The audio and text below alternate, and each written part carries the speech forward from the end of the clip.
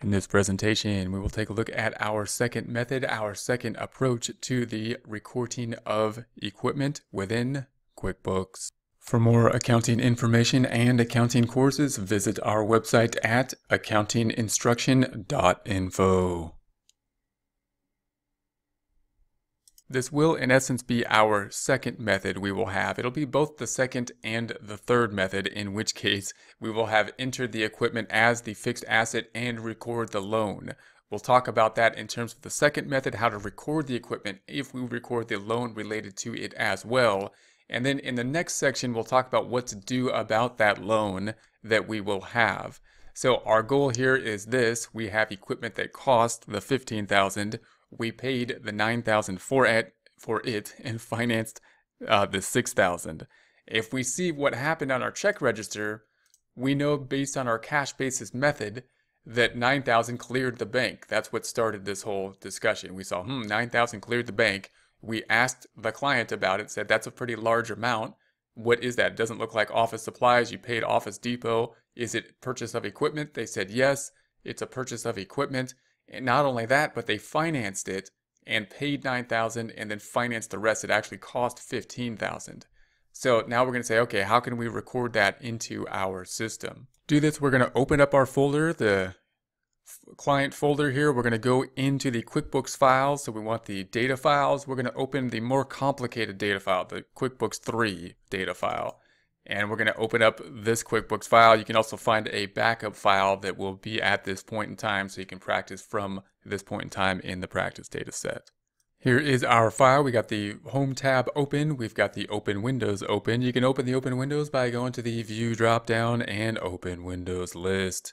We're now going to open our financial statements. We're going to go to the reports up top. We're going to open the balance sheet by going to the Company and Financial and scrolling down to the Balance Sheet Standard. We're going to change the date range up top in the customized reports to 01/01/19 to 01/31/19. So the month of January 2019. Okay. Now we can find this information once again in our checking account. So if we went into our checking account, we know that we had that $9,000 payment that came out of the checking account. That was a check. Other side's in uncategorized funds. I'm going to close this back out. That's probably the easier place to go, the other side, the uncategorized funds. So let's do that now. We're going to go to the Reports dropdown, Company and Financial, and the Profit and Loss Standard. Then we're going to change the dates from 01/01/19 to 01/31/19. And then we're in the uncategorized funds. These are the area we put that $9,000 payment in.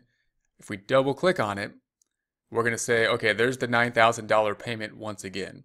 It's a check. What we need to do is recategorize it away from this undeposited funds. If we double click on it, we're going to say, here's the check. Now the tricky thing is here that there's going to be more than two accounts that are affected. The $9,000 doesn't change. That's what came out of the checking account. The equipment though should go on the books. We're saying it should go on the books for the full sticker price of $15,000. So we saw here that it was $15,000 cost. So we're going to actually say the equipment then, which once again, if we select the drop down, is going to be a fixed asset account as opposed to an expense account, and equipment has something called furniture and equipment. That's the one we'll use. Furniture and equipment, we're going to say is for $15,000. And this was, we put a memo, purchase equipment for $15,000,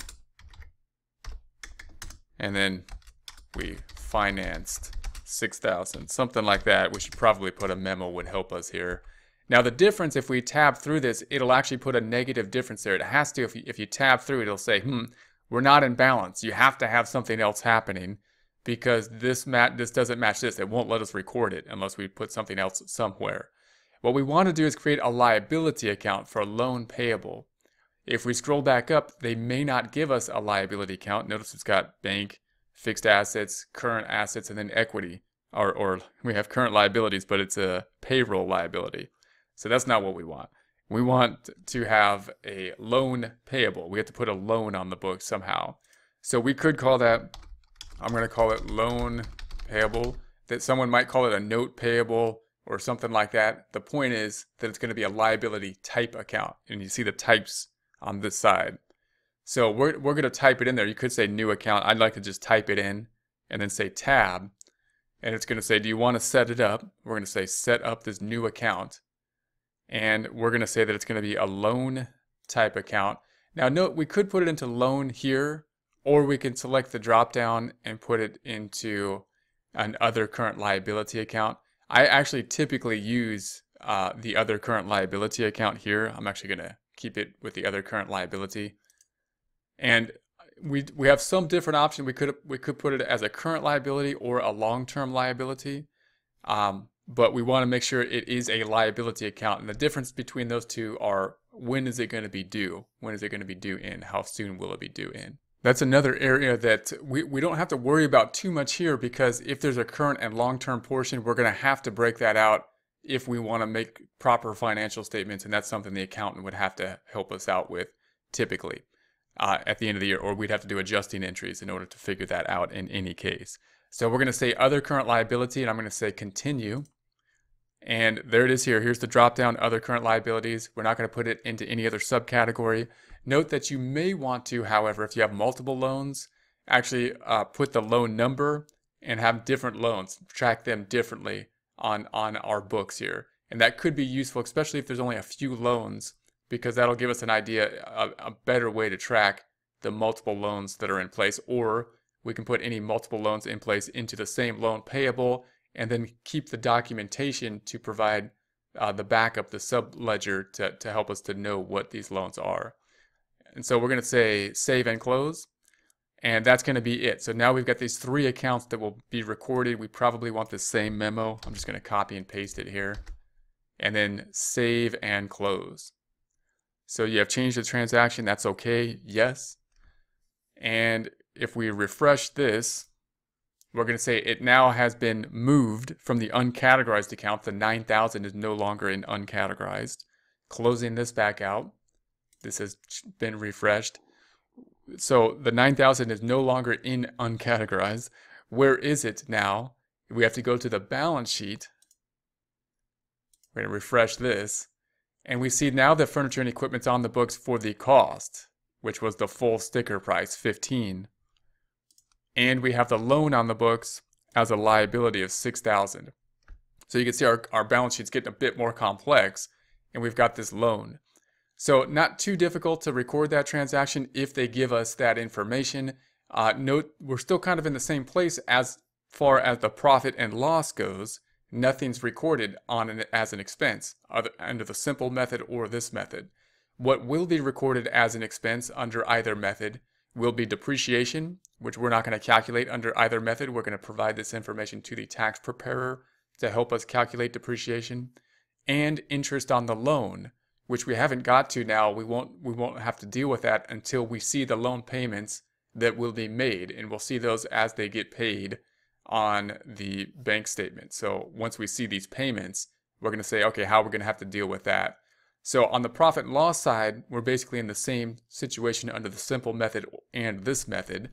Under this method, however, we're more proper on the balance sheet. We've got the proper amount reported on the furniture and fixture, the 15, and the proper liability recorded here. We still may need help, however, from a CPA firm or do more work if we want to properly allocate the loan payments, and for sure with the calculation of the depreciation if we need that for tax preparation. So under either method, we probably want to give any kind of purchase documentation to the tax preparer at the end of the year to help us with those items. For more accounting information and accounting courses, visit our website at accountinginstruction.info.